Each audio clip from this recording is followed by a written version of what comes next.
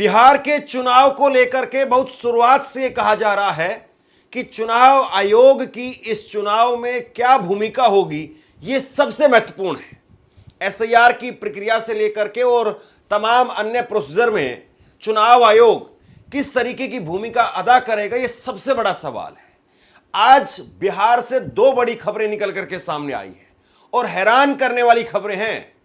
लालू यादव जो कि RJD party के सर्वेसर्वा हैं, बिहार चुनाव के अंदर इस वक्त घमासान देखने को मिल रहा है। दोस्तों, अब सवाल इस तरीके का उठाया जा रहा है कि जिस तरीके से चुनाव आयोग नामांकन रद्द करते हुए नजर आ रहे हैं, आखिर कितनी ताकत चुनाव आयोग के अंदर है। आप लोग इस बात से अंदाजा लगा लेंगे कि बिहार चुनाव के अंदर ईवीएम बैन होगा, बिहार चुनाव के अंदर बैलेट पेपर से चुनाव कराए जाएंगे। चुनाव आयोग का बड़ा ऐलान सामने निकल कर आ चुका है। दोस्तों, किस तरीके से विपक्षी नेताओं के ऊपर कार्रवाई की जा रही है, किस तरीके से विपक्षी नेताओं को अरेस्ट किया जा रहा है, हिरासत में लिया जा रहा है, वो सारी तस्वीरें बिहार के अंदर की सामने निकल कर आ चुकी है कि बिहार के चुनाव को किस ओर ले जाने की कोशिश की जा रही है। हमारे साथ वरिष्ठ पत्रकार मौजूद है धर्मेंद्र सिंह, आप उनकी इस रिपोर्ट को देखिए। बिहार के चुनाव को लेकर के बहुत शुरुआत से कहा जा रहा है कि चुनाव आयोग की इस चुनाव में क्या भूमिका होगी, यह सबसे महत्वपूर्ण है। एसआईआर की प्रक्रिया से लेकर के और तमाम अन्य प्रोसीजर में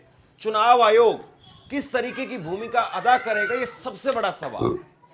आज बिहार से दो बड़ी खबरें निकल करके सामने आई हैं और हैरान करने वाली खबरें हैं। लालू यादव जो कि आरजेडी पार्टी के सर्वेसर्वा हैं, उन्होंने एक लेटर लिखा चुनाव आयोग को और चुनाव आयोग से लेटर लिख करके कहा कि इस पर्टिकुलर सीट को लेकर के हमारी बातचीत हो गई है और यह सीट अब वीआईपी को दे दी जाए, यानी उनकी जो सहयोगी पार्टी उसको दे दी जाए। और यहां पर चुनाव आयोग उस सीट पर वीआईपी के कैंडिडेट को मानने के लिए तैयार नहीं है। पहली बात, उनके कैंडिडेट का नामांकन खारिज करने को लेकर तैयार नहीं। और दूसरी तरफ एक और बड़ी खबर निकल करके सामने आई है, बिहार में आज तीसरे कैंडिडेट का पर्चा नामांकन रद्द हो गया है। बिहार के अंदर आज आरजेडी की उम्मीदवार, उनका पर्चा रद्द हो गया। अभी तक कुल मिलाकर के 3 पर्चे चुनाव आयोग रद्द कर चुका है और अभी 23 तारीख तक जो है वो नामांकन जो है वो उसमें नाम वापस लेने की तारीख है, यानी कल तक जो है वो चुनाव आयोग स्क्रूटनी कर रहा होगा कि जो नामांकन उसके पास में आए हैं क्या वो वाकई सही है या इसमें 1-2 नाम और बढ़ सकते हैं। अब सोचिए कि जिस बिहार में एक सीट को लेकर के मारामारी है, उस बिहार में अगर 3 सीटों पर ही पहले ही चीजें माइनस हो चुकी हैं, तो फिर बताइए क्या ही कहा जाए। 2 बड़ी खबरें मैं आपको बताता हूं। कल प्रशांत किशोर ने बड़ा एक आरोप लगाया था कि उनके उम्मीदवार को उठा ले गए बीजेपी के लोग और उनका उम्मीदवार वो पूरे दिन अमित शाह के साथ में घूमता रहा, अमित शाह उसको अपने साथ में घुमाते रहे, किसी तरीके से वो नामांकन ना कर पाए इसलिए। और वहां पर भी उन्होंने चुनाव आयोग को कटघरे में खड़ा किया था। यानी चुनाव आयोग वो क्या कर रहा है, ये बहुत बड़ा सवाल है। सबसे पहले आप ये तस्वीरें देखिए, ये तस्वीरें देखिए और यहां पर आरजेडी की उम्मीदवार हैं और आरजेडी की उम्मीदवार यहां पर रोती हुई बाहर आ रही है। उनके चेहरे पर आंसू यहां पर दिखाई दे रहे हैं और जाहिर सी बात है किसी कैंडिडेट का जब पर्चा निरस्त हो जाता है तो फिर उसके बाद में आंसू निकल ही आते हैं। और ये सबसे बड़ा सवाल है कि किस तरीके से नामांकन जो है रद्द हो रहे हैं। 3 प्रत्याशियों के अभी तक नामांकन जो है रद्द किए जा चुके हैं। एक एक करके देखिए, 3 प्रमुख दलों के नेताओं के नामांकन रद्द किए जा चुके हैं, जिसमें पहला नामांकन रद्द हुआ मडोरा से एलजेपी रामविलास पार्टी के उम्मीदवार सीमा कुशवाहा, उनका नामांकन रद्द किया गया। इस तरीके से नामांकन रद्द किए जा रहे हैं। सोचिए, आरजेडी की उम्मीदवार, सारे विपक्ष के नामांकन रद्द हो रहे होंगे। देख लीजिए अगर रिपोर्ट। लालू प्रसाद यादव की पार्टी की नेता है, उम्मीदवार है और इनका नामांकन रद्द कर दिया गया। और तीसरा जो पर्चा रद्द हुआ है वो सुगोली से वीआईपी के उम्मीदवार शशि भूषण सिंह का नामांकन रद्द हुआ है। अब यहाँ पर 3 नामांकन जो है रद्द किए गए हैं। 3 नामांकन, 3 में से 2 जो है वो महागठबंधन। सुगोली से शशि भूषण आरजेडी के निर्वर्तमान विधायक हैं, जिन्होंने वीआईपी के सिंबल पर नॉमिनेशन किया था। सुगोली से सीट से आरजेडी के बागी और निर्दलीय उम्मीदवार ओम प्रकाश का नामांकन भी रद्द हो गया है। केवल 3 है वो जो पार्टियों के हैं और निर्दलीय उनको भी अगर मिलाएंगे तो ये संख्या कितनी होगी। नामांकन की जो प्रक्रिया है उसमें ऐसा नहीं है कि कोई बहुत बड़ा जो है वो विवाद है या अपवाद है कि पहली बार ऐसा हुआ है कि किसी का नामांकन रद्द हो गया, लेकिन इतनी बड़ी संख्या में नामांकन रद्द हो रहा है तो इसके पीछे सवाल क्या है, ये बहुत बड़ी बात है।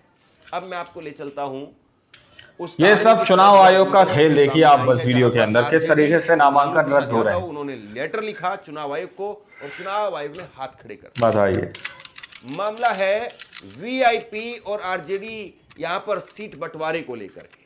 क्या पूरा मामला जरा समझिए। महागठबंधन में गोरा बोराम सीट को लेकर के घमासान मचा हुआ है। राष्ट्रीय जनता दल आरजेडी के प्रत्याशी अफजल अली खान नामांकन वापस लेने को तैयार नहीं है, जबकि पार्टी ने सीट विकासशील इंसान पार्टी यानी वीआईपी को सौंप दी है। इस गड़बड़ी के बीच में राजद सुप्रीमो लालू प्रसाद यादव ने चुनाव आयोग को पत्र लिख करके स्पष्ट किया कि आरजेडी ने इस सीट से प्रत्याशी नहीं उतारने का फैसला किया है, लेकिन चुनाव आयोग ने हाथ खड़े कर दिए और वीआईपी अब कोर्ट जाने की तैयारी कर रही है। यह मामला 16 अक्टूबर का है, जब महागठबंधन में सीट बंटवारे को लेकर के चर्चा चल रही थी। किसी निष्कर्ष पर पहुंचने से पहले ही आरजेडी नेता तेजस्वी यादव ने अफजल अली खान को गोरा बोराम सीट का सिंबल सौंप दिया। सिंबल मिलते ही अफजल ने नामांकन भर दिया, लेकिन अब अंतिम सीट शेयरिंग फॉर्मूला तय हुआ तो आरजेडी ने इस सीट को वीआईपी को दे दिया और इसके बाद में वीआईपी से मुकेश साहनी के भाई संतोष साहनी ने भी गोरा बोराम से नामांकन कर दिया। इसी दावेदारी से उलझन बढ़ गई। राजद ने अफजल अली खान से सिंबल लौटाने और नामांकन वापस लेने को कहा, लेकिन पूर्व विधायक अफजल साफ इनकार कर चुके हैं, वह मैदान से हटने को तैयार नहीं है और दावा कर रहे हैं कि सिंबल उन्हें वैध रूप से मिला था। इसी कंफ्यूजन के बीच में लालू यादव ने चुनाव आयोग को पत्र लिख करके स्थिति स्पष्ट करने की कोशिश की। पत्र में लालू यादव ने कहा कि गोरा बोराम सीट महागठबंधन के फार्मूले के तहत वीआईपी के खाते में गई है। राजद ने यहां कोई प्रत्याशी नहीं उतारने का फैसला मानने के लिए तैयार नहीं है। अली खान का नामांकन महागठबंधन की सहमति के बिना भरा गया है। लालू यादव ने आयोग से अपने पत्र में हस्तक्षेप करने की अपील की, लेकिन आयोग ने अपने हाथ खड़े कर दिए। आयोग ने लालू के पत्र पर जवाब दिया कि अफजल खान का नामांकन पूरी तरह से वैध पाया गया है। आयोग नियमों के तहत वह अब कुछ भी नहीं कर सकता है। इस पूरे घटनाक्रम के बाद में वीआईपी इस विवाद को लेकर के कोर्ट जाने की तैयारी कर रही है ताकि अफजल के नामांकन को चुनौती दी जा सके। अब जरा समझे आप ये मसला क्या है। मतलब आरजेडी ने पहले एक सीट जो है वो दे दी अपने पूर्व विधायक को, सिटिंग विधायक अफजल अली खान को, और बाद में ये सीट जो है वो मुकेश साहनी को चली गई, वीआईपी पार्टी को चली गई। उन्होंने अपने भाई संतोष साहनी को उतार दिया। संतोष साहनी को टिकट दे दिया तो लालू यादव ने कहा कि भैया अफजल तुम बैठ जाओ। अफजल यहां पर बैठने के लिए तैयार नहीं है, तो चुनाव आयोग को लेटर भेज दिया लालू यादव ने कि भैया इनकी उम्मीदवारी निरस्त कर दी जाए। लेकिन चुनाव आयोग ने कहा कि नहीं, हम तो इनकी उम्मीदवारी निरस्त नहीं करेंगे, इनका नामांकन वो पूरी तरह से वैध है। यहां पर जिस सीट पर महागठबंधन की तरफ से लेटर लिख करके लालू यादव कह रहे हैं कि इनका नामांकन यहां पर रद्द कर दिया जाए, वहां उस सीट पर चुनाव आयोग कह रहा है कि नहीं, इनका नामांकन वैध है, हम रद्द नहीं करेंगे। और जिस सीट पर वीआईपी आरजेडी वो कह रहे हैं कि नहीं हमारा नामांकन सही है, रद्द मत करिए, वहां नामांकन रद्द हो गया क्योंकि चुनाव आयोग कह रहा है कि नामांकन पूरी तरह से सही नहीं था। समझे आप इस बात को कुछ? यानी अब इस सीट पर अगर लालटेन के सिंबल पर उनका नामांकन वैध है, वो लड़ेंगे तो निकल ही आते हैं। जो लालटेन वाला आदमी है वो तो लालटेन पर ही वोट डालेगा, वीआईपी वाला वीआईपी पर ही वोट डालेगा, और इस सीट पर क्या होगा? यानी एक तरफ जो खिचड़ी इस वक्त में मची हुई है और इस सीट को अगर जोड़ दें तो फिर ये 12 सीट हो जाएंगी जहां पर आमने सामने की फाइट हो जाएगी, क्योंकि 11 सीट हुई थी ये सीट देने के बाद में। अब एक गिनती इस तरीके से नामांकन रद्द किए जा रहे हैं, सोचिए। और ये गिनती सारे विपक्ष के नामांकन रद्द हो रहे होंगे, देख लीजिएगा रिपोर्ट आप। हुई लालू यादव की, तेजस्वी यादव की और अशोक गहलोत की। जरा ये पहली तस्वीर देखिए आप। ये कुछ देर पहले हमने खबर दिखाई थी और उसमें उस वक्त में ये पहली तस्वीर सामने आई थी, और मैंने उस वक्त भी कहा था कि ये तस्वीर जानबूझ करके इस तरह से जारी की गई है ताकि और दूसरे नेताओं की तीन नामांकन दिखाई ना दे। और इसके बाद में ये दोनों फोटो खुद अशोक गहलोत ने जो जारी कर दी, और अशोक गहलोत ने इसके साथ में एक दूसरी फोटो जारी की है। अब जरा इस तस्वीर को देख लीजिए जिसमें अशोक तेजस्वी यादव नजर आ रहे हैं, कृष्णा लुबरू हैं, संजय यादव हैं, और कांग्रेस के नेता जो है वो दिखाई दे रहे हैं, लेकिन इसमें बिहार कांग्रेस के नेता नहीं है, दिल्ली के अन्य नेताओं को कमान दे दी गई है। अब देखिए, इसमें अशोक गहलोत की तरफ से ट्वीट करके कहा गया कि आज एआईसीसी प्रभारी श्री कृष्णा अलवरू के साथ में लालू प्रसाद यादव और तेजस्वी यादव के साथ में बेहद सकारात्मक मुलाकात हुई है। बिहार में इंडिया गठबंधन पूरी तरह से एकजुट है और मजबूती से चुनाव लड़ रहा है। कल महागठबंधन की प्रेस कॉन्फ्रेंस में पूरी स्थिति ये सब चुनाव आयोग का खेल देखिए आप बस वीडियो के अंदर, किस तरीके से नामांकन रद्द हो रहे हैं। माहौल खराब करने के उद्देश्य से प्रायोजित कैंपेन चलाया गया। ऐसा माहौल बना दिया गया कि जैसे महागठबंधन में आपस में फूट डल गई है। 243 सीटों में से 5 से 7 सीटों पर स्थानीय नेताओं एवं समीकरणों के कारण कई बार फ्रेंडली फाइट जैसी परिस्थिति बन जाती है। यह बहुत छोटी संख्या है, परंतु इसे लेकर के मीडिया में महागठबंधन के खिलाफ कैंपेन चला दिया गया, जबकि असलियत में कोई परेशानी नहीं है।